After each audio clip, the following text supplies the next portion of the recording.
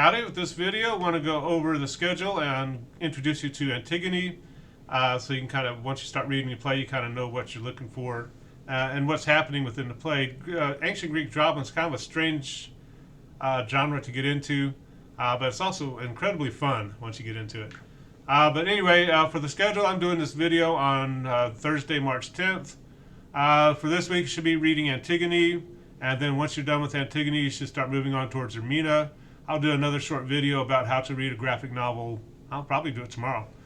After that, for next week, you're going to be reading Hermina.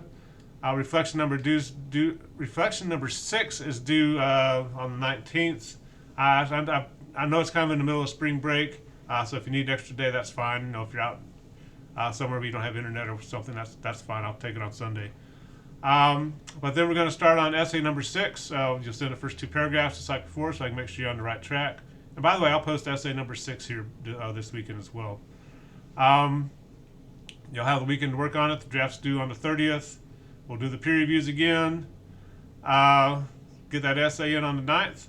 We'll do one final survey for the course, see what you liked, what you didn't like, or what worked well for you, what didn't work well. Some things work well even though you don't like them, right?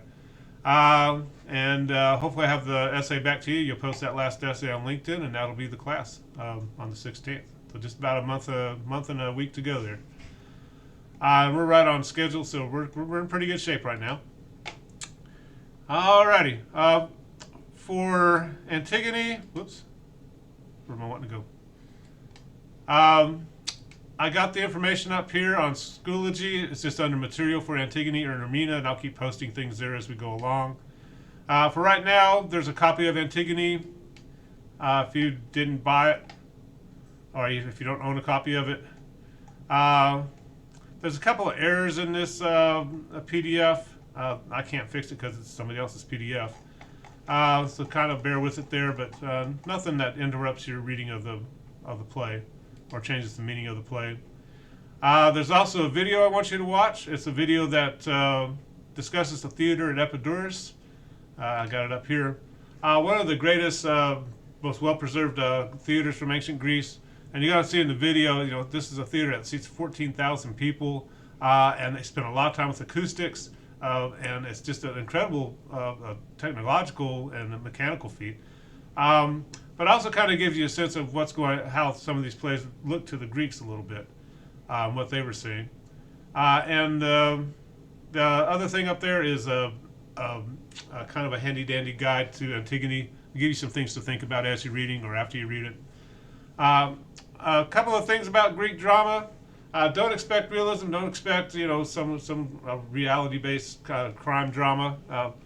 The Greeks went for kind of an anti-realistic kind of bent. They wanted to take you to a different kind of place emotionally and mentally so you can examine some big ideas. So like when you're watching this short video about Epidurus, you can kind of see right here, there's some interesting things going on. One, there's this character called the chorus in most ancient Greek plays, generally 12 to 14 people. Most critics think that the chorus came out and sang their lines, but something will happen in the play, like at the beginning of Antigone. Ismene and Antigone are talking, then they go off stage, then all of a sudden these guys come in and start singing. Obviously when you're reading they're not singing, but or they kind of chant these lines, and also you're like, who are these guys? And basically they're the Theban counselors, and then we're going to see Creon come on after that. So that's kind of one odd thing. You kind of see it happening here. The people in the black, or the actors in the black, are the chorus, and here's the actors. Here's some of the special effects they're talking about. In this play, nobody descends from the heavens, but they could do very, very interesting, very technologically advanced kind of theater to entertain the crowds. Another thing you're going to see in this play is generally with Greek theater, the characters wore masks. One, it helps project your voice out. 2, it allows more than one actor to play a part. Generally, there are only like 2 or 3 actors, main actors within a Greek play, and they just change masks to become a different character. And also, it's kind of an interesting effect. if somebody has this mask, you're using your imagination to see what's going on to some extent. Also, if the actors wear masks during the performance, forces the playwright to really think about how you're writing. You can't do the smolder or something. You can't act with your eyes like a lot of modern actors tend to do, or you can't do the death stare from like Clint Eastwood. You got a mask on your face, so you got to use the language to bring out the emotions and imagery that you're trying to demonstrate within the play. So the mask, this chorus that just comes out and chants at you. It's going to be a very anti-realistic kind of sense to the play. So, at first you're kind of like, what's going on here? The Greeks are kind of into that kind of anti-realistic kind of thing. One other thing about the Greek tragedies and dramas is that generally the audience already knew what was going to happen. It's kind of like when we watch the Titanic. The boat always sinks, right? In fact, that's one reason you watch it is to see how they're going to represent the boat sinking and how realistic it's going to be, or things like that. If they just kind of had a little paper Titanic and just kind of hand pushed it into a bathtub, you'd be like, that movie kind of sucked. You want to see kind of the spectacle of this ship, this unsinkable ship hitting an iceberg and going down. I'm not sure what it says about us, but what it does, particularly for the Greeks, if you already know what's kind of going to happen, you can start seeing a lot of verbal and dramatic irony. I'll keep using Titanic. As people are boarding the Titanic and everybody's saying, have a great trip and everything, in our minds we're like, that's not going to be a fun trip, right? Or, see you in America. And you're like, no, you're not going to make it. But it creates a very fascinating kind of sense of irony, both dramatic and verbal, throughout the play. A lot of these Greek plays, you get a lot more out of it the second time you read it because you kind of pick up on what's happening. And how these characters are making their errors as they go along. But you can kind of see the same thing and say something like the Passion Play. When Peter says, I won't deny you 3 times, we're all like, yeah, you are, because we already know what's going to happen. And it creates kind of this very interesting dramatic irony and verbal irony within the events. Excuse me. So a lot going on there. So if you're kind of expecting, kind of a very realistic portrayal of some kind of event, you're not going to get that with the Greek plays or Antigone. However, a lot of what they're getting into, they're trying to take you to a different place where you can examine these big ideas that affect us throughout our lives. So as we're looking at the various themes within the play, that's what's going to start emerging there. One, you're going to see the spectacle of what's happening on stage, but also hopefully the study notes. I'll pull up here, are going to help you kind of see some of the deeper meanings of what's happening there. On the study notes, you can read these while you're reading the play, or afterwards. It's kind of up to you. A very popular play. A lot of modern theaters still like to do Antigone, and you're going to see a lot of different looks. Here's one production where they're using the masks, just half masks. Part of the problem with masks is if you're in a modern theater, sometimes the masks tend to muffle your voice a little bit, especially if actors don't know how to use them. But here they have the masks. But you can see they can have a modern staging of the play, kind of be more traditional. But you notice a lot of modern productions choose not to use the masks, which kind of creates an interesting thing because the Greeks weren't trying to present realism necessarily in their plays. So when you see people doing these acts, it has maybe a different kind of effect. But all kinds of interesting things you can do at the stage, whether you do kind of a bare-bones stage like this or a more elaborate stage like the Palestinian National Theater. Lots of interesting things going on there. Excuse me. With the notes, I'm not going to read these to you.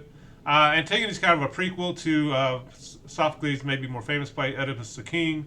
If you've ever heard of the Oedipal complex, where when a male child's born, they have this urge to kill their father and bond with the mother, and all kinds of interesting stuff. He's getting this from the Oedipus the King. It's hard to summarize this play without just the people who have never seen it kind of going like, what?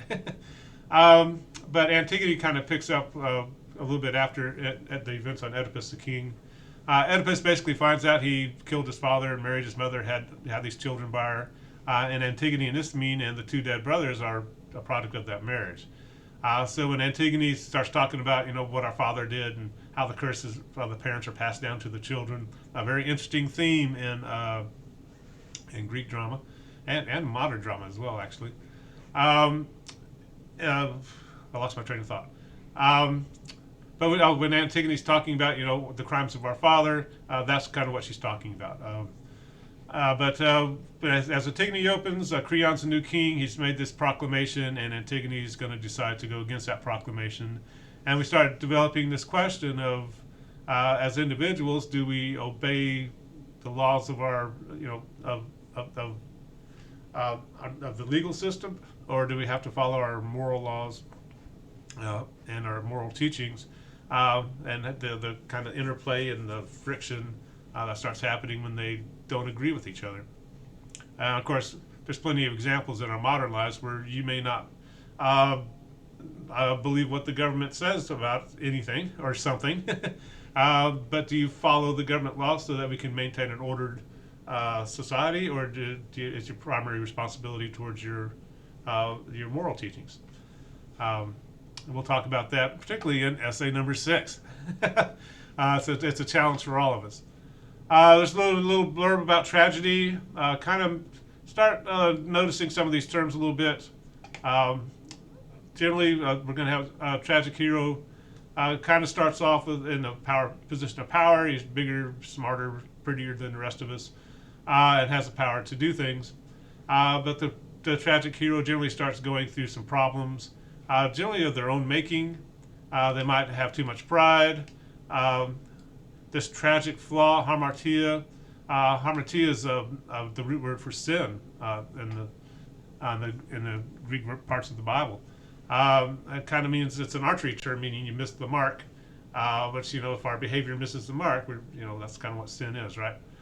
So kind of interesting there. The Greeks still we're playing with those ideas as well. Kind of the interesting question: what's the flaw in Creon? Does Antigone kind of demonstrate kind of the same flaw of being a little bit hard-headed?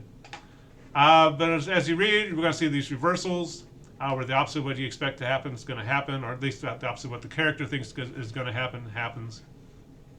Then we start getting all this recognition of the truth and what the right way to do things is. But hopefully by the end, and again, you're going to get this very strong element of spectacle. The Greeks wanted to watch these plays. They're exciting to watch, right? But by the end, you're supposed to feel this sense of catharsis, this cleansing, this reestablishment of order or something like that. And we'll talk about that a little more once you read the play and start getting into Ermina as well. Then some questions for you to think about. I'm not going to read all this. But hopefully, as you're reading the play, or once you read the play, you come back, and these are kind of be the questions that we're going to move towards essay number 6 with. I think that's about it. But again, hopefully you watch that short video. If you're into mechanics and architecture, it's going to be a very interesting video for you. How do you create a theater with no electronic amplification, where 14,000 people can actually hear what's going on and understand what's happening? You got study notes. You got a copy of Antigone. If you have any questions, be sure to let me know, and we will talk to you later. Have fun with Antigone. Bye-bye.